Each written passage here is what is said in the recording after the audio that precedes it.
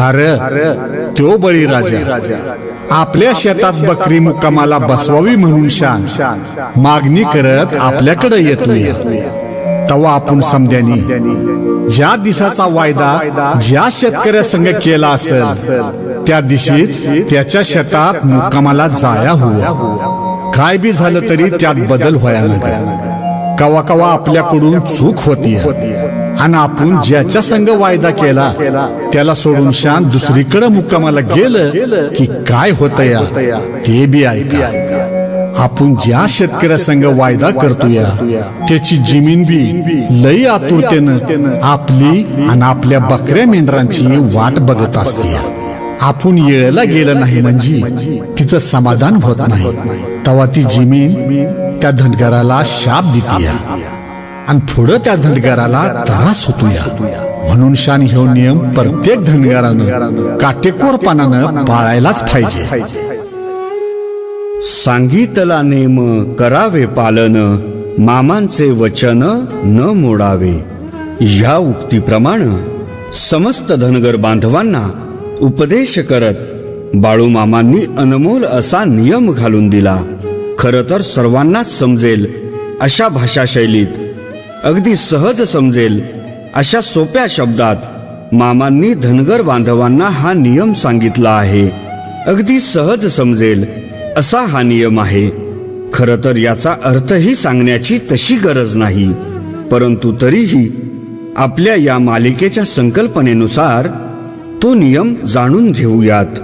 1892 ते 1966 या कालखंडात देवावतारी बाळूमामा धनगर रूपात गावोगावी भ्रमण करत होते.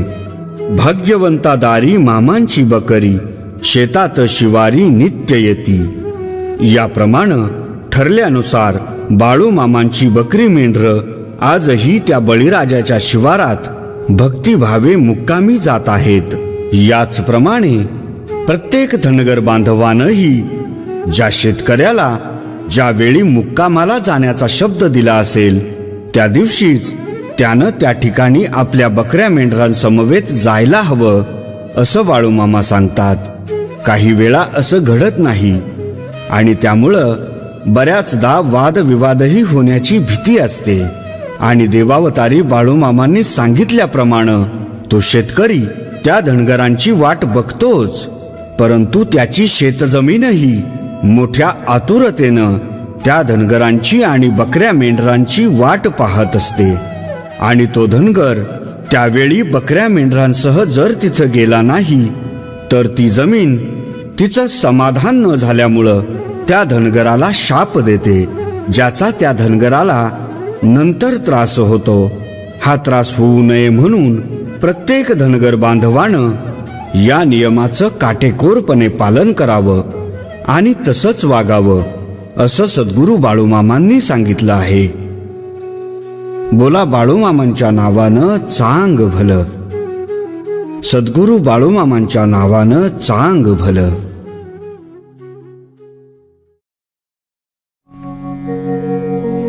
रामचंद्रा भ्यालाच होय र. म्या काय सांगतोया ते नीट ऐक. जे काय तू बघितलं सा ते फक्त ध्यानात ठेव. पर म्या असू तर कुणामोर बी बोलू नगस. काय समजलं नव्ह? देवावतारी बाळूमामा बोलले ते वरकरणी सहज समजेल असं नक्कीच नाही. कारण देवावतारी बाळूमामांचे हे शब्द, हे वाक्य समजण्यासाठी ही घटनाक्रम आणि ठिकाण समजून घेणं महत्वाचं आहे. ही घटना आहे निंगापुरात घडलेली, त्या काळातली ज्या काळात मामांचा तंबू नव्हता. धरणीवर पांढरी घोंगडी अंथरून प्रत्यक्ष देव या घोंगडीवर झोपत होता. सभोवताली सेवेकरी, मेंढपाळ आणि भक्तही होते. रात्रीची वेळ होती. बकरी बुजली, ओरडली. या आवाजाने त्यावेळी बकरी राखण्यास आलेल्या रामचंद्र सालमंडप या सद्भक्ताला जाग आली. दिवसभराच्या कामानं रामचंद्राचे डोळे पूर्ण उघडत नव्हते. त्या अवस्थेतही त्यानं समोर अग्निसदृश्य लाल भडक लोळ पाहिला. क्षणार्धात तो खडबडून जागा झाला. मोठ्या आश्चर्यानं तो या अद्भुत दृश्याकडे पाहू लागला. बघतो तर काय, त्या ठिकाणाहून आगीच्या लोळासारखे दैदिप्यमान असे कुणीतरी हातात त्रिशूळ घेऊन आकाशाकडे जात होते. हे दृश्य पाहून रामचंद्र भ्याला. पांघरून घेऊन तो पडून राहिला. रात्र सरून पहाट झाली. बरोबर 5 वाजता बाळूमामांनी रामचंद्राला उठवलं. आणि रामचंद्रा, घाबरलास होय? अरे व्यर्थ घाबरू नकोस. आणि या त्रिशूळधारी अवकाशी भ्रमण करणाऱ्या शंकराविषयी कुणालाही काही सांगू नकोस, असं त्याला सांगितलं. त्या काळी कुठलाही तर्क वितर्क लावणे रामचंद्रालाच काय, इतर भक्तांनाही शक्य नव्हते. परंतु आज बाळूमामा अभ्यासकांनी वेळोवेळी केलेल्या संशोधनानुसार बाळूमामा हेच त्रिशूळधारी शंकर आहेत. हेच निर्विवाद आणि त्रिवार सत्य आहे. बोला बाळूमामांच्या नावानं चांग भलं. देवावतारी बाळूमामांच्या नावानं चांग भलं.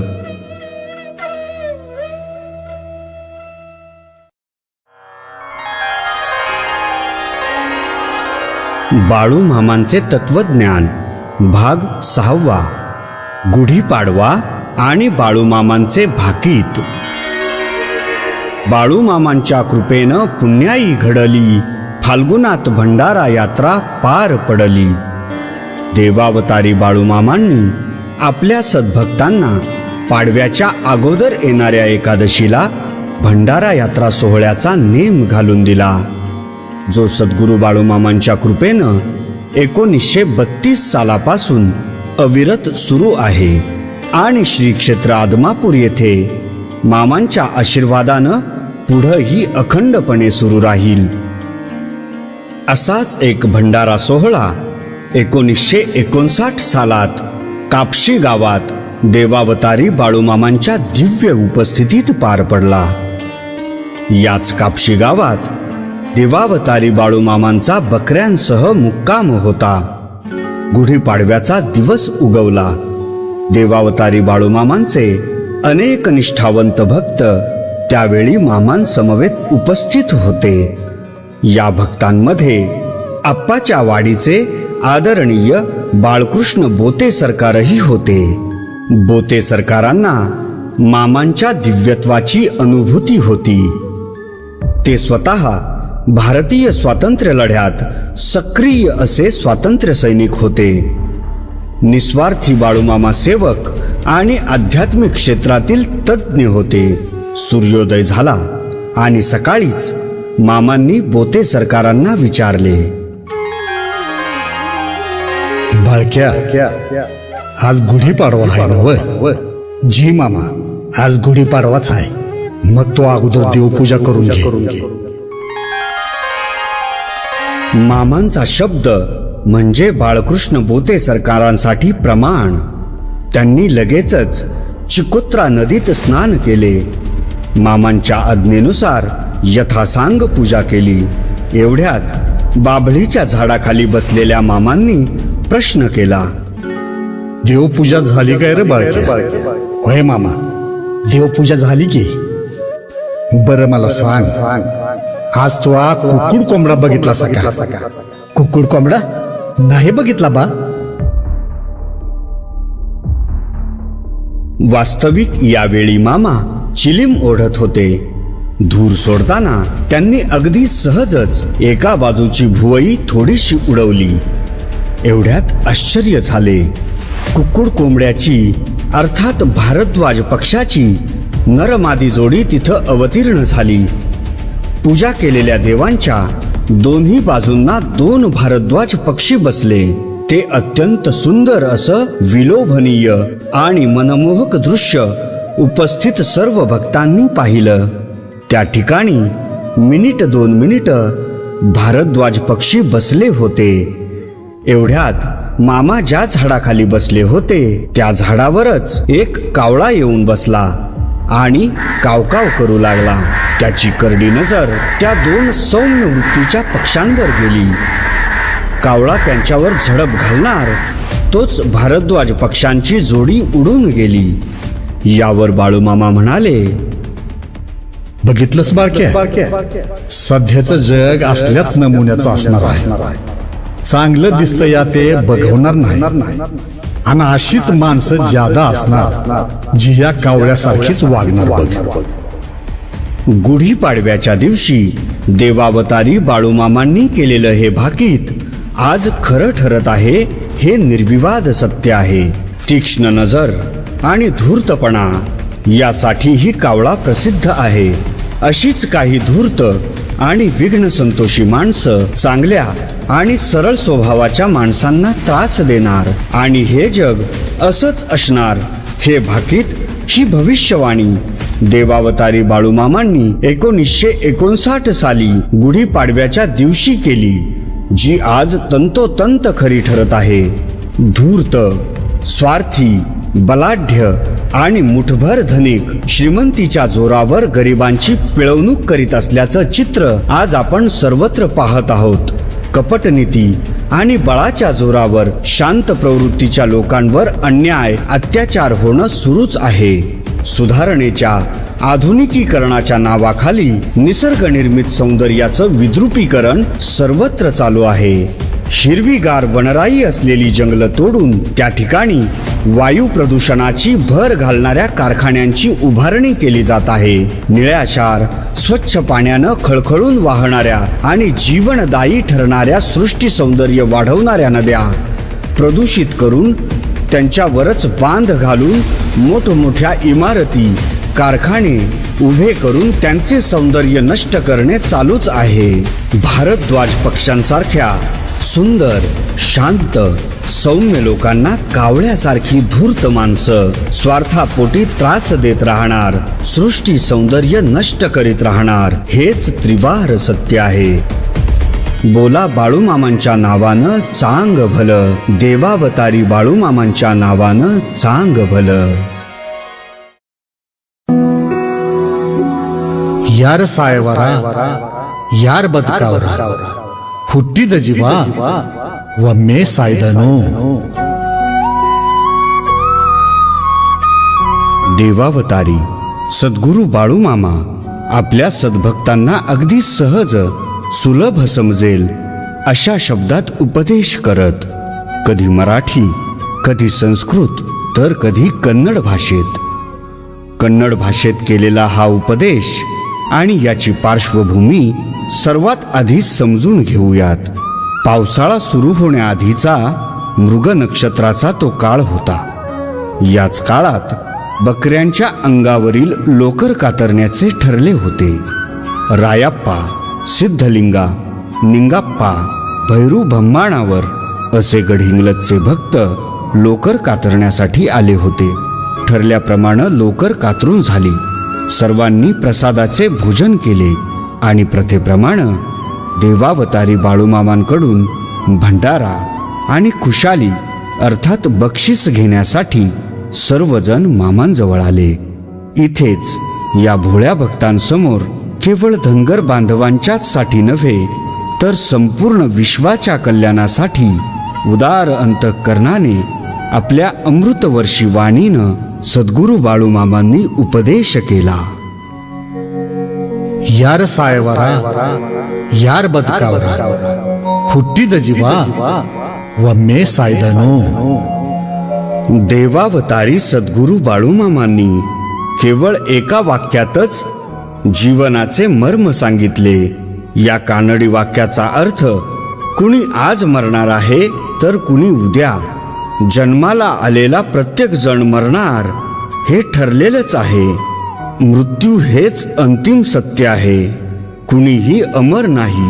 म्हणूनच इथे असेपर्यंत अर्थात आयुष्य आहे तोपर्यंत प्रत्येकानंच नीतिधर्मानं वागायला हवं.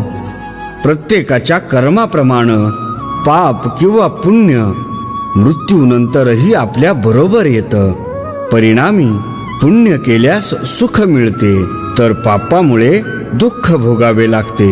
यासाठी बाळूमामांनी आपल्या समस्त धनगर बांधवांना एक नियम सांगितला.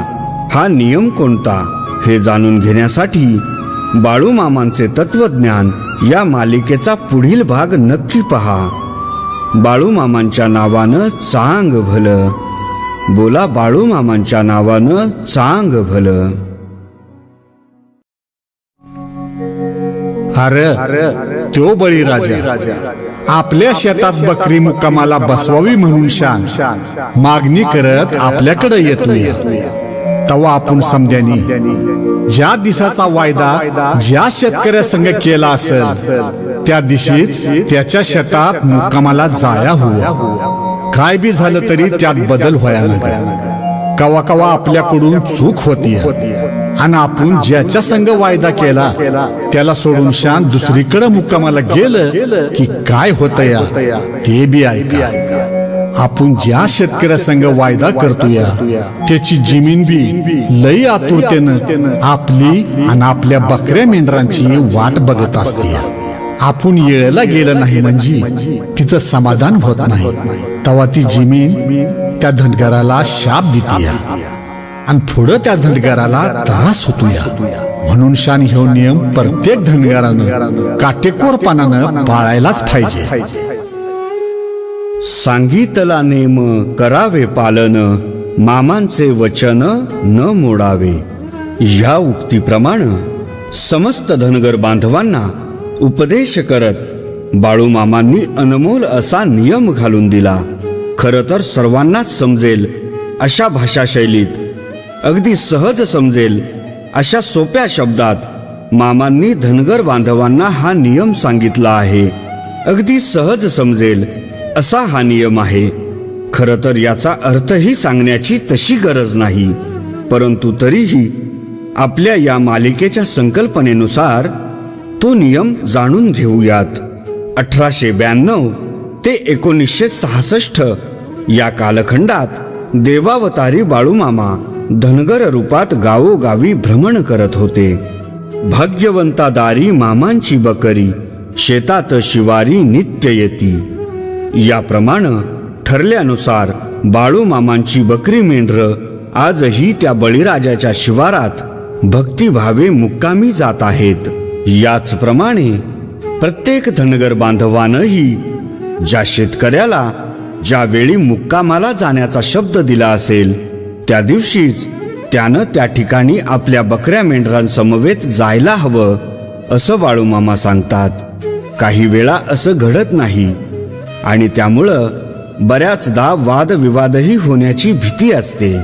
आणि देवावतारी बाळूमामांनी सांगितल्याप्रमाणे तो शेतकरी त्या धनगरांची वाट बघतोच, परंतु त्याची शेतजमीनही मोठ्या आतुरतेनं त्या धनगरांची आणि बकऱ्या मेंढरांची वाट पाहत असते. आणि तो धनगर त्यावेळी बकऱ्या मेंढरांसह जर तिथं गेला नाही तर ती जमीन तिचं समाधान न झाल्यामुळं त्या धनगराला शाप देते, ज्याचा त्या धनगराला नंतर त्रास होतो.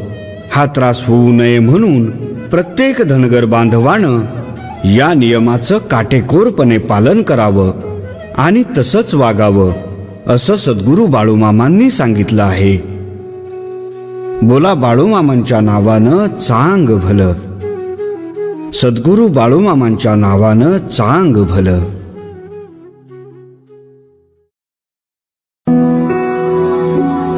बाळूमामा कोट्यावधी भक्त भाविकांचं श्रद्धास्थान. देवावतारी सद्गुरू बाळूमामा या नावानं साक्षात कैलासपती शिवशंकरानं मायाप्पा आणि सुंदराई मातेच्या पोटी धनगर कुळात अवतार घेतला. या अवतारात सद्गुरू बाळूमामांनी अंधश्रद्धेला कडाडून विरोध केला. मुक्या प्राण्यांना बळी देण्याची प्रथा आपल्या भक्तांना बंद करावयास भाग पाडली आणि त्यांना शुद्ध भक्तीची सदाचाराची शिकवण दिली. चोर, दरोडेखोर आणि गुन्हेगारी पार्श्वभूमी असलेल्या शरणागतांना सन्मार्गास लावले. आपल्या अपार सामर्थ्यानं बाळूमामांनी आपल्या अगणिक भक्तांचे कष्ट निवारले. 1892 ते 1966 या कालखंडात बाळूमामांनी भक्त कल्याणार्थ अगणिक अगाध लीला दाखवल्या, ज्या लीला आजही अखंड सुरू आहेत. पंचमहाभूतांवर, पंचतत्वांवर सत्ता चालवणाऱ्या देवावतारी बाळूमामांनी मनुष्य अवतारात आपल्या भक्तांना अगदी सहज समजेल असे आध्यात्मिक अधिष्ठान असलेले सामाजिक ज्ञान दिले. सुलभ सोप्या भक्तिमार्गाचे खऱ्या अर्थी तत्वज्ञान दिले. देवावतारी बाळूमामांचे हेच तत्वज्ञान स्वरसुधा कलामंच या यूट्यूब चॅनलवर विविध भागांमध्ये प्रसारित करताना विशेष आनंद होत आहे. बाळूमामांच्या अनमोल अद्वितीय सत्य अशा तत्वज्ञानाचे चिरंतन स्मरण राहावे, विचारमंथन व्हावे या उदात्त हेतून सादर करीत आहोत बाळूमामांचे तत्वज्ञान. जो ऐसा समर्थ तो मी जगाचा नाथू, गगना ऐसा साक्षीभूत तोही मीची. खरंच बाळूमामांचे तत्वज्ञान जाणून घेताना बाळूमामा कोण आहेत हे सर्वप्रथम जाणून घ्यायला हवं. या संदर्भात अधिक माहिती घेताना बाळूमामांच्या अमृतवर्षी सत्यवाणीतून साकारलेल्या सत्यवचनांचा संदर्भ आधार निश्चितच घेता येईल. बाळूमामा म्हणत, अरे समुद्र मंथनाच्या येळेला म्या तिथंच होतो. त्या समुद्र मंथनात देवांच्या बाजूनं शेषाची दोरी कुणी धरली होती? म्याच की. हा संदर्भ आधार म्हणून घेतला तर आपल्या लक्षात अगदी सहज येईल की भागवत पुराण, महाभारत आणि विष्णू पुराणातील उल्लेखांप्रमाणे जेव्हा देव आणि दैत्य यांच्यामध्ये समुद्र मंथन करून अमृत आणि इतर रत्ने काढायचे ठरले, या समुद्र मंथनासाठी मंदराचल पर्वताचा रवी आणि वासुकी सर्पाचा दोर केला आणि मंथन सुरू केले हे सर्वज्ञात आहे. म्हणूनच स्वतः बाळूमामांनी सांगितल्याप्रमाणे समुद्र मंथनाच्या वेळी शेषाची अर्थात वासुकी सर्पाची दोरी देवांच्या बाजूने धरणारे कैलासपती शिवशंकर म्हणजेच बाळूमामा आहेत हे निश्चित. आता काही भक्त सुज्ञपणे प्रश्न उपस्थित करतील की समुद्र मंथनाच्या वेळी सर्वच देव उपस्थित होते, मग बाळूमामाच कैलासपती शंकर आहेत हे कसे? याचे उत्तर जाणून घेण्यासाठी जयराम पाटील आणि बाळूमामा यांच्यात देहू, आळंदी, पंढरपूर वारीबाबत झालेल्या संवादानुसार बाळूमामा म्हणाले, जयरामा, तू आम्हाला देहू, आळंदी आणि पंढरपूर वारीच्या पालखी सोहळ्याच्या कथा सांगतोयस खरं, पर नीट ऐक रे. काशीला दररोज फाट 3 वाजल्यापासनं समद भक्त भाविक मला गंगा स्नान घालत्या, हे तुला ठाव आहे काय? हा संदर्भ घेतल्यास काशी तीर्थस्थानी गंगेच्या पाण्याने भक्त स्नान घाली जया तोमी या उक्तीनुसार पवित्र अशा काशी क्षेत्री भक्त कुणाला गंगा स्नान घालतात, अभिषेक करतात? तर काशी विश्वेश्वराला. तो काशी विश्वेश्वर अर्थात अवतारी शंकर म्हणजेच बाळूमामा हेच त्रिवार सत्य. बाळूमामांच्या नावानं चांग भलं, बोला सद्गुरू बाळूमामांच्या नावानं चांग भलं.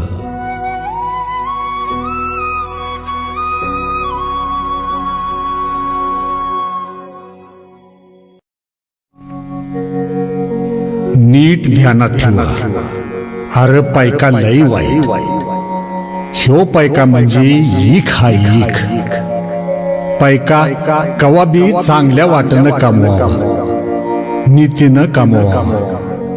अन्यायानं आणि तिनं कवा बी कमवायचा नाही. ह्यो पैकाच माणसात भांडण लावतोय. त्यो माणसासनी स्वार्थी, निर्दयी, क्रूर, अहंकारी आणि अन्यायी बनवतो. पैका मिळाला म्हणजे समद सुख मिळालं असं समद्यासनीच वाटतं या. पर ह्यो पैका आणि श्रीमंती म्हणजे सुख नाही, त्या परीस समाधान मोठं. कारण जिथं समाधान हाय तिथं सुख हाय. पैशाचं सुख घडी भराचं, पर समाधान म्हणजे जलभराची पुंजी आहे. म्हणून शान आपण आपलं हातपाय हलवावं, कष्ट करावं आणि त्याच्यावर भरवसा ठेवावा. कारण चोच त्यानं दिली तवा दाना बी त्योच देणार आहे. देवावतारी बाळूमामांनी आपल्या भोळ्या भाबड्या भक्तांना शाश्वत सुखाची व्याख्या किती सहज आणि सोप्या शब्दात सांगितली आहे हे यावरून आपल्याही सहज लक्षात येते. विचारवंत मानतात की या व्यवहारी जगात जगण्यासाठी पैसे हवे असतात. साधारण सर्व गोष्टी ही पैशांनी खरेदी करता येतात. परंतु ही भौतिक सुख खऱ्या अर्थी क्षणभंगूर आहेत असं बाळूमामा आपल्या सद्भक्तांना सांगतात. याच पैशांमुळं कित्येकदा अनेक ठिकाणी वादविवादही होतात. हे वाद कधी कधी इतके विकोपाला जातात की प्रसंगी खून, मारामाऱ्या, कोर्ट कचेऱ्या यामुळं आपल्या जीवनात येतात. याच पैशांची धुंदी आणि मस्ती माणसाला उन्मत्त बनवते. मग इथं प्रश्न उपस्थित होतो, पैशाविना सुखी कसं होणार? या प्रश्नाचं उत्तर देताना मामा म्हणतात, श्रीमंती म्हणजे सुख नव्हे तर समाधान हेच शाश्वत सुख आहे. आणि यासाठी आपण कष्ट करायला हवेत आणि त्या परमेश्वरावर विश्वास ठेवायला हवा. कारण या समस्त जीवसृष्टीचा तोच रचयिता आहे, तोच आपलाही पालनहार आहे. कारण त्यानंच चोच दिलीये आणि त्यामुळं अन्नही तोच देणार. हेच आध्यात्मिक त्रिवार सत्य. बाळूमामांच्या नावानं चांग भलं. बोला बाळूमामांच्या नावानं चांग भलं.